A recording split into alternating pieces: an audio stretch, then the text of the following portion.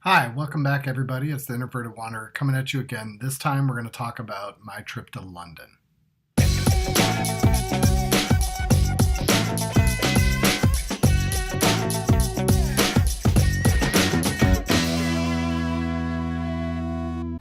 Welcome back. Thanks for joining the Introverted Wanderer again.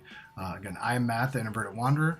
If you do not know me or have not seen my previous videos, please go check them out. The first one explains why I'm the Introverted Wanderer, what I'm all about. The second one explains how I have found kind of tips and tricks to find inexpensive airline tickets. So this time I'm going to talk to you about my most recent trip to London. Getting there was not that expensive. If you want to know how I did, just go check out my last video. It'll tell you how I did that. Now, when we went this trip, I'll preface this with saying I've been to London twice, once in 2014 and once this past November, early December. When I went in 2014, when I got to London, it was at the end of a month-long trip. So I was broke, I was tired. I saw your basics like Big Ben, Parliament, Westminster Abbey. I went and saw Changing of the Guard. I saw London Tower. I went and walked Tower Bridge. But then most of the time, other than that, just seeing the normal basic tourist things that you're going to see in London, I spent drinking at a hostel. So that trip is kind of like I got to see a little bit, but that's what made me so excited to go do this one, where I was going to get to experience a little bit more of London. So we'll start off with when we got in. We took an overnight flight, and we got into our the first hotel that we stayed at was the Fitzroy, and when we got there to check in, our room wasn't quite ready. So we dropped off our bags. And even though we were tired, we looked like death because we didn't sleep very well on the flight over. We still went out and walked to the London Eye. So we knew we wanted to do that. I do highly recommend it. It gives you great 360-degree views of the city, and it's kind of a great way, especially if it's your first time to London, to kind of see where everything is. Now, London is a very walkable city, so we walked all the way down there. It was a little bit further than we anticipated, but it is what it is. Now, we did grab a bite to eat. It was at a McDonald's because we were starving and just needed something fast, and we were trying to find a place to eat. Little side note, when we were walking there, we passed by the spot and we could see this like really long line. And we weren't really sure, like we were kind of figuring out like, what is this? This doesn't seem like a spot where it should be that popular, like what's going on? And we got closer and it's like, wow, this line is really long. Turns out it was a Taco Bell. We're not really sure why the big demand for Taco Bell. We were guessing maybe that was a new Taco Bell. I don't know. Anyway, London, they love Taco Bell. So we walked down and we checked, we did the London Eye really quick, and right there on the river.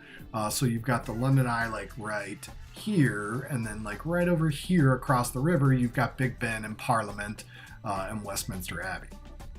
So on this first trip down, it was close to Christmas, so there was a little Christmas market with tons of great food, some live street performers doing music. They have those little igloo restaurants right there on the river as well.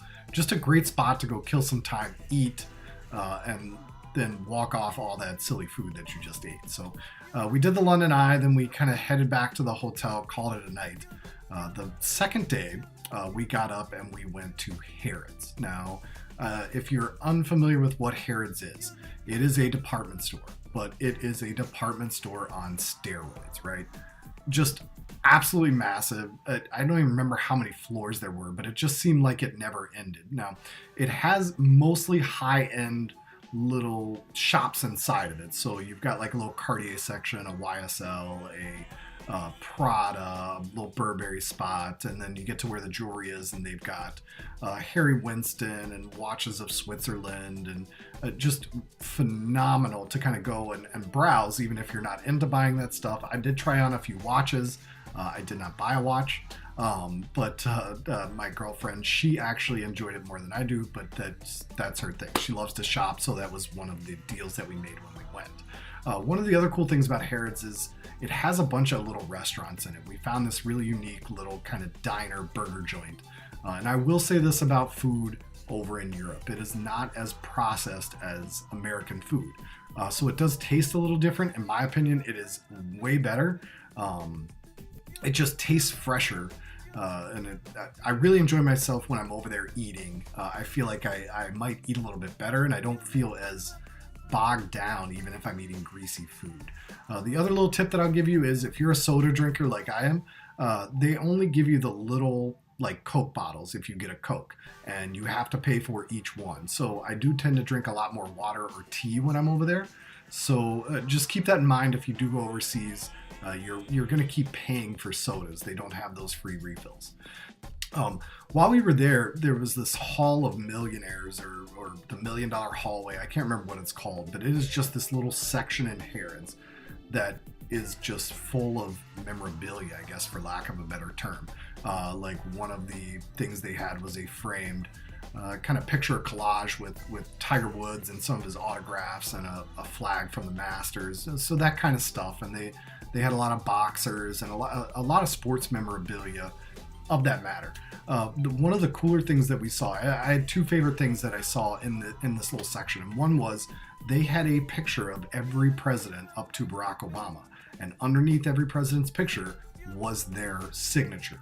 I don't know how they got it, what they did, and all these things are for sale, but this was just like 3 massive framed, picture, just unbelievable. My other favorite thing that I saw there was The Men Who Built America, and that is one of my favorite shows that the History Channel did. If you haven't seen it, go check it out. I loved it, but it talks about Vanderbilt and Carnegie and Edison and Henry Ford and just really the titans of industry that built this country, and so they had those guys there with their signatures as well, and it was really neat. Just a great spot to spend a bulk of a day checking things out. A lot of restaurants, a lot of places to eat, and then of course there's shopping and things to see. They also have a ton of gift shops, which is a great way to kind of knock that out and not be at one of those little street vendors buying your keychains and magnets and stuff like that. Definitely highly recommended for Harrods. That ended up kind of taking up our full second day. So our second full day in London, we did more shopping. So we actually hit Regent Street, Bond Street, or New Bond Street, and Cork Street. This is just like, think of like Madison and Fifth in New York. It's a lot of high-end shopping, a lot of the normal shops where everybody's going to go. There was a lot of hustle and bustle. It kind of leads down to like the Trafalgar Square area, which is just London's Times Square. But a great way to kind of stroll. We strolled up Regent Street and then ate, and then kind of came back down with Cork and New Bond. So she got to do her shopping. I definitely hit my Nike store and some of the other shops.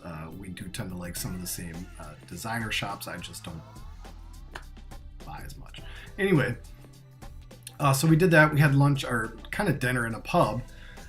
And then on the way back down, as we're coming down Cork and New Bond, there's all these little alleyways off, and it just like there's names like such and such arcade and such arcade, and we kind of figured out that these arcades were these little side streets with all kinds of little kind of mom and pop shops, which was really cool to see. Now, the one thing that I just almost demanded to see that day was I love Anthony Bourdain, and once I got the travel bug, he kind of really fueled the fire. And I have his book Kitchen Confidential, and it's next on my list after the book that I'm reading right now.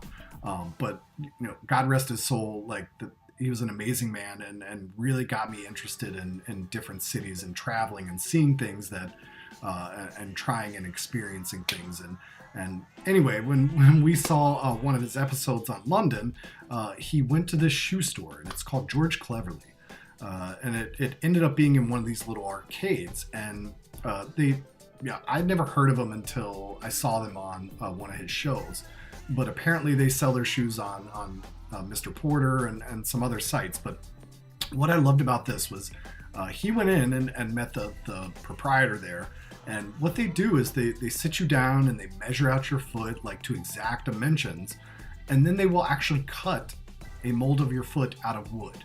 Or, not just your foot, both feet, because you're probably buying 2 shoes unless you have only 1 leg, and then, you only need 1 foot mold. Anyway, it just, to me, it was like the coolest thing ever to see that. And so all you got to do is order your shoe, they pull out your mold, they make the shoe specifically to your foot, and then they ship it to you. Now, this guy does travel all over the world doing appointments. I have looked him up. He is coming to DC in May. But if you're interested, it's George Cleverly. Go check out his shoes. They're amazing. But we stopped by the store, and here's a picture right here. And so in their window, they hang some of the foot molds, and here's a few pictures of those.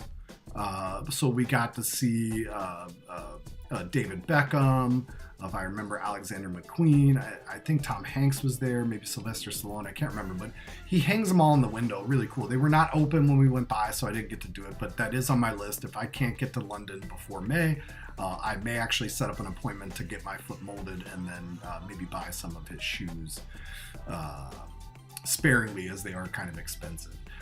So we walk those little arcades and kind of check things out, and she kind of mapped out what she wanted to buy. We didn't want to buy everything right away because of course we were going to Tenerife in the Canary Islands in the middle of our tour of London and then coming back. So we said, all right, any big purchases we'll buy our last day here. But so we went to Fortnum and Mason, and it's a tea shop, so she got all her little teas. I got my peppermint tea, which I'm drinking now. And some of their hot chocolate, which is really good as well. Definitely a must see. Like, stop in, go see it. If you're not a huge tea fan, it is really cool just to see how big this place is. And they do they do tea there as well, like your high tea where you can sit down and get your finger sandwiches. I'll speak about that here in a second. So we did that. We got our tea, and then we kind of skedaddled on home. The next day that we were up, I did have a few demands, and going to see George Cleverly was one. The other one was I wanted to catch a Premier League soccer match, and our dates just didn't line up. Well, the time that we were there, when we were in London, there was only one day that there were matches going on, and it happened to be Derby Day. So all the London teams were playing each other, and that meant that tickets were really expensive. So we didn't get a chance to do that, but what we did decide to do was to go and tour Wembley Stadium. And this is, to call it a stadium is it doesn't really do it justice. So currently, when we were there, it was the home stadium for Tottenham Hotspur. And so we got to go and see that, and they were changing all the signs around from a previous event to changing it to the next match that was coming up while we were in the Canary Islands. Learned a lot of really cool things about it. It has hosted NFL matches. It's hosted some of the biggest names in entertainment. It is also the second largest soccer stadium in the world, behind Camp Nou, which is Barcelona Stadium. Another fun fact, we actually were at Camp Nou right at a year prior to being at Wembley. So within 365 days, we had been in the two largest soccer stadiums in the world. Another really cool aspect was the little suite windows. Like, they kind of do this weird jiggity jaggedy thing, and that was by design to help increase the noise. And when you're there and you do a tour, our tour guide was phenomenal, and I'm going to post a video of my favorite part of the tour, and you'll see how he's great. He was great with the kids, really energetic. Anyway, but he made us all kind of yell, and when we yelled, you could hear, like, it actually increases the sound and pushes it down like towards the field, which is, I don't know, like, who thinks of that shit? It's also the stadium that you see that has the really big, like, iron rainbow looking thing. Again, it helps with the I don't know, engineering. I kind of zoned out at that because I was looking around and checking out everything. But I would say if you are there, it's a very inexpensive thing to do. It's easy to get out there via the tube. And it's a short walk. There's all kinds of little restaurants around it. Highly, highly recommend that tour. But my favorite part of that tour was towards the end, you get to go down and you get to see, like, the press room, and you get to sit and take your picture like you're doing an interview, and then they take you into the changing rooms for the soccer teams, and you get to see all the jerseys hanging up, and the national team jerseys, and then you walk into this big room, and they're like, this is where they get prepared to go out on the pitch. And so they line you up like you're two separate teams, and then they play a little hype video in the corner. And it's amazing. And I really don't know how to explain it. You're sitting there, and all of a sudden you're like, well, I'm on a tour of a stadium. And then the next thing you know, you're like, holy poop, like I have to compete at some level right now. And so anyway, they do that, the doors open, and you get to walk out towards the pitch like you're actually walking out for a match. Just unbelievable, like gives you goosebumps, or at least it gave me goosebumps. But I am going to post that video. It's going to be at the end of this video, so make sure to like stay tuned through everything and go check that out. It is really cool, and was definitely, for me at least, the highlight of the tour. But it's not all about soccer, it's not all about entertainment. It really is a mix and match, because NFL games have been played there. It's really worth the trip out and the ticket for the tour. Okay, so our last day there in London before we left for the Canary Islands, we knew that we wanted to do tea. So we booked a table at the Wolseley. And here's a little fun fact about dining in Europe. You're not rushed. They're not worried about the turns. They're not worried about getting you out the door so that somebody else can get in and they can make more money. And going to like high tea is no different, and it's great because you can sit and relax, and they bring out these like giant towers of like finger sandwiches and chocolate and desserts and pastries, and they just keep coming. And so you get to sit with whoever you're with, enjoy that precious time with them, while kind of relaxing and sitting and drinking tea and eating desserts. Like, what's better than that? And again, just being relaxed and getting to enjoy time with that other person that you're with, without feeling like you're being pushed out the door because you're just sitting there. So anyway, after our tea, we hopped on the tube and we went to go check out what everybody kind of associates with London, Big Ben. Now, Big Ben looks a little old. It looks like it, was from an older era. Maybe it doesn't quite fit with today's, society. Wait, what? What's... Oh, I'm sorry. Let's try this again. Erase these. Everybody thinks about Big Ben.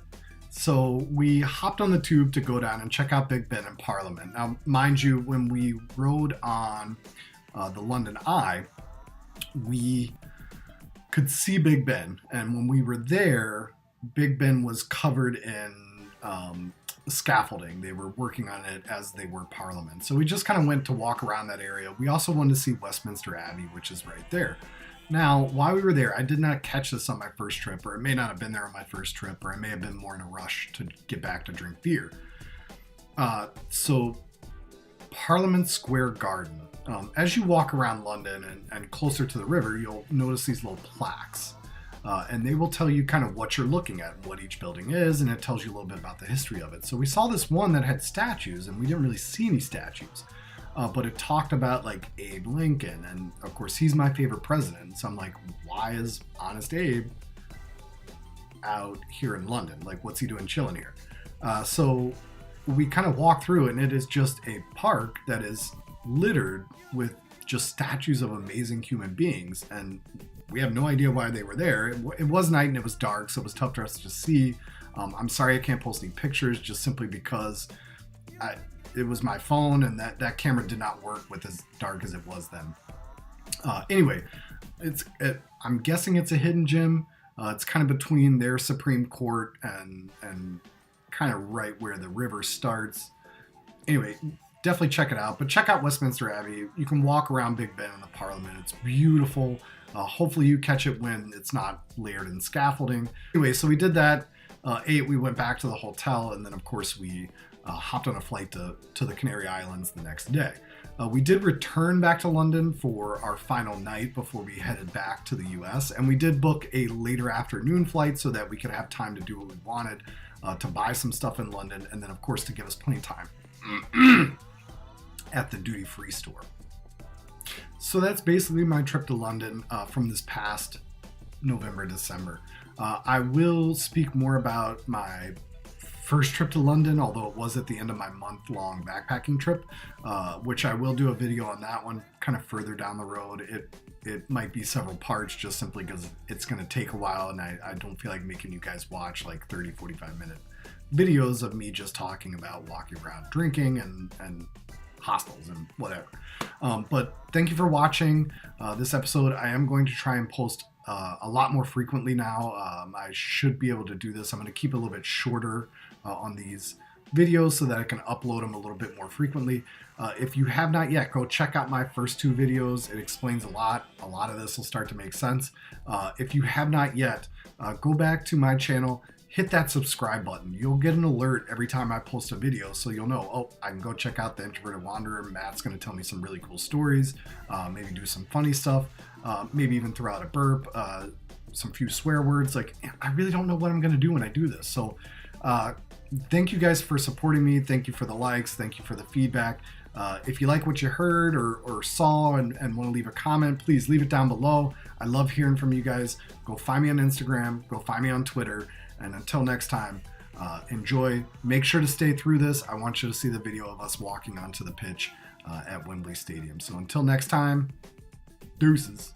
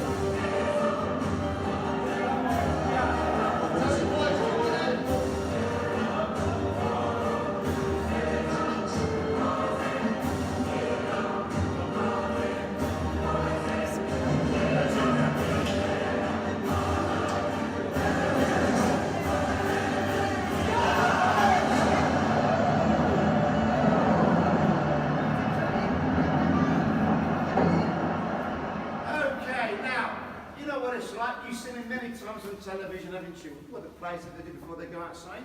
So we have, I suppose, Liverpool over here, and we have Chelsea, yes? Yes. Chelsea and Liverpool. So, the players, what do? They start getting ready, don't they? Come on, everyone. Come on, everyone. So, I want to hear a big yes now. Teams, are you ready to go outside? Yeah! Are you ready? Yeah! Captains, lead your teams out. Come on, Liverpool. Come on, Chelsea. Blues. Come on, Bill. Come on, Milan. Come on, Man United. Come on, Liverpool. Any other teams?